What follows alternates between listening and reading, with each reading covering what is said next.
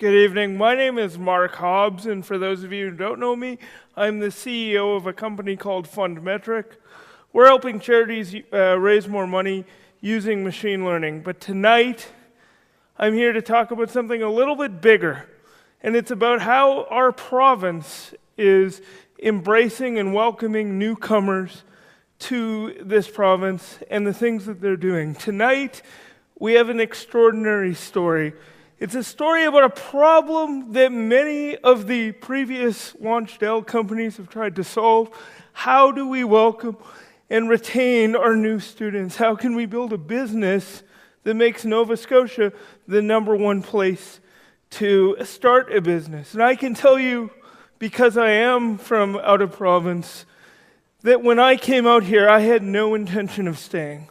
I was going to turn around, get my degree, and leave. And because of programming like LaunchDAO, it wasn't called that when I was at Dalhousie, but it was very similar.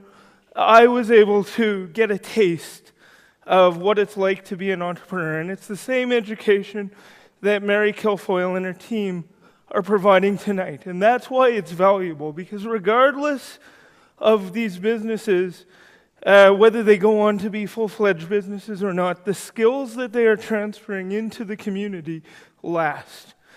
And we have a competitive advantage here because I was able to find talent that I couldn't recruit in Toronto. I couldn't recruit in New York. And while I have customers in Toronto and in New York and all over the United States, I couldn't get the talent that was created at universities throughout the Atlantic Canadian region.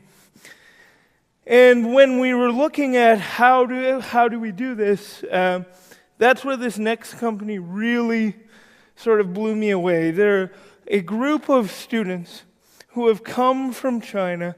They've started a beautiful business that's growing. I'm not going to tell you their entire story because it wouldn't make a whole lot of sense, but they are at a point that I think everybody has to take notice. This is how we build businesses that attract international attention, and this is how we scale them to the rest of Nova Scotia. So without further ado, I'd like to introduce iLokol.